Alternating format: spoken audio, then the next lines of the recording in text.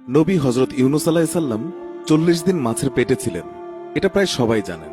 কিন্তু কেন কিভাবে তিনি মাছের পেটে গেলেন, এর আগে ও পরে কি হয়েছিল, এ থেকে আমরা কি শিক্ষা পাই, ইত্যাদি অনেকেই জানি না। তাই আমার এবং অন্যদের উপকারের জন্য আমাদের আজকের এই ভিডিওটি। ইউনুস আলাইহিসসালাম বা জোনা ছিলেন আজকের ইরাক অঞ্চলে প্রেরিত একজন নবী। সেখানকার জনসংখ্যা ছিল ১ লক্ষের একটু বেশি। তিনি তাদের কাছে সৃষ্টিকর্তার একত্ববাদের এবং এক সৃষ্টিকর্তার উপাসনা করার আহ্বান জানাতেন, কিন্তু তারা শুনত না। অন্যান্য বেশিরভাগ নবীর মতোই প্রথমে তার মানুষের কাছে তার বার্তা প্রত্যাখ্যাত হয়। তিনি মনে প্রাণে চাইতেন মানুষ এই বার্তা গ্রহণ করুক।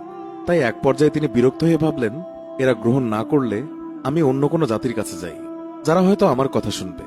যেই ভাবা সেই কাজ। তিনি উপকূলে গিয়ে পেলেন এক মালবোঝাই জাহাজ, যাত্রার জন্য প্রস্তুত। তিনি সেই জাহাজে চেপে বসলেন। মাঝ সমুদ্রে পৌঁছে তারা মুখোমুখি হলেন বিশাল এক ঝড়ের। ঝড়ের আঘাতে এক পর্যায়ে জাহাজ ডুবতে শুরু করল। খালাসিরা সিদ্ধান্ত নিল ওজন কমাতে সব মালপত্র পানিতে ফেলে দেয়া হবে। তাই করা হলো। কিন্তু কিছুক্ষণ পর জাহাজ আবার ডুবতে লাগলো। এবার ঠিক করা হলো লটারি করে যার যার নাম আসবে তারা পানিতে লাফ দেবে।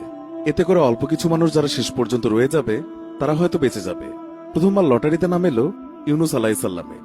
সবাই বলল, না, উনি সাধু সন্ত মানুষ, আবার লটারি করা হোক। এভাবে পরপর ৩ বার লটারি করা হলো। ৩বারই নাম এলো হজরত ইউনুস আলাইহিসসালামের নাম। এবার সবাই বলল, ঠিক আছে, কি আর করা, তাকেই প্রথম ঝাঁপ দিতে হবে। বিসমিল্লাহির রহমানির রহিম বলে সমুদ্রে ঝাঁপ দিলেন ইউনুস আলাইহিসসালাম। এই সময় আল্লাহর নির্দেশে একটি বিশাল মাছ এসে তাকে আস্ত গিলে ফেলল। এটি কি ধরনের মাছ ছিল তা আমরা জানি না। প্রচলিত রয়েছে এটি ছিল তিমি মাছ, কিন্তু সেটা আমরা কনক্লুসিভলি জানি না।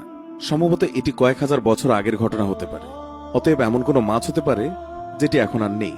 যা হোক, মাছের পেটের ভেতরে যখন তার জ্ঞান ফিরে এলো এবং তার শরীরের চামড়া হজম হয়ে যেতে শুরু করলো, তিনি নিকষ অন্ধকারে মাছের পেটের ভেতরেই সিজদায় রত হলেন। আল্লাহর কাছে দোয়া করলেন, লা ইলাহা ইল্লা আনতা সুবহানাকা ইন্নী কুনতু মিনাজ জালিমিন। অর্থাৎ তুমি ছাড়া কোনো উপাস্য নেই, অবশ্যই আমি অপরাধীদের মধ্যে। কি ছিল তার অপরাধ? নবীরা কখনো পাপী ছিলেন না, তারা পাপ করেননি। কিন্তু কেউ কেউ ভুল করেছেন, আর সেটাও আল্লাহর পরিকল্পনার অংশ।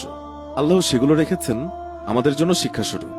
ইউনুস আলাইহিসসালামের ভুল ছিল তার নিজের জাতি তার বার্তা গ্রহণ না করায় অধৈর্য হয়ে অন্য জাতির খোঁজে রওনা দিয়েছিলেন।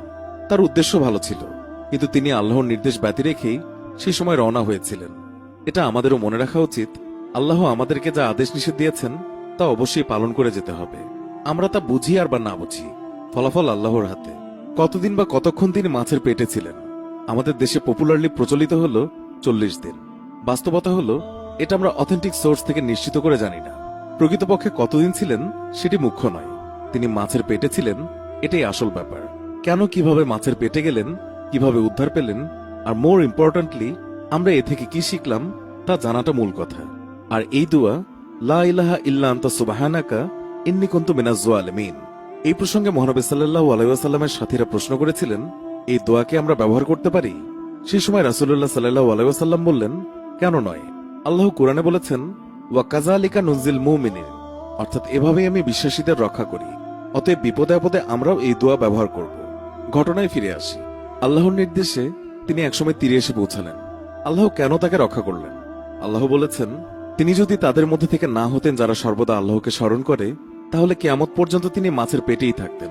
আমরাও যদি সর্বদা আল্লাহর সাথে সম্পর্ক বজায় রাখি, বিপদের সময় আমরা আল্লাহকে কাছে পাব ইনশাআল্লাহ। ইউনুস আলাইহিসসালাম অসুস্থ এবং বিবস্ত্র অবস্থায় তীরে এসে পৌঁছালেন। আল্লাহর নির্দেশে ইয়াকতিন নামক গাছ সেই সময় তার পাশে গজিয়ে উঠল। এর ছায়ায় তিনি আশ্রয় পেলেন। গাছের পাতায় লজ্জা নিবারণ করলেন, তার উপশম হল। অতঃপর তিনি আল্লাহর নির্দেশে ইরাকে তার জাতির কাছে ফিরে গেলেন। গিয়ে তিনি বিস্মিত হলেন। তিনি দেখলেন তার ফেলে আসা জাতির সবাই ১০০ ভাগ তার বার্তা গ্রহণ করেছে। কি হয়েছিল? ইউনুস আলাইহিসসালাম তাদের বলেছিলেন তার বার্তা তারা গ্রহণ না করলে আল্লাহর পক্ষ থেকে শাস্তি আসবে।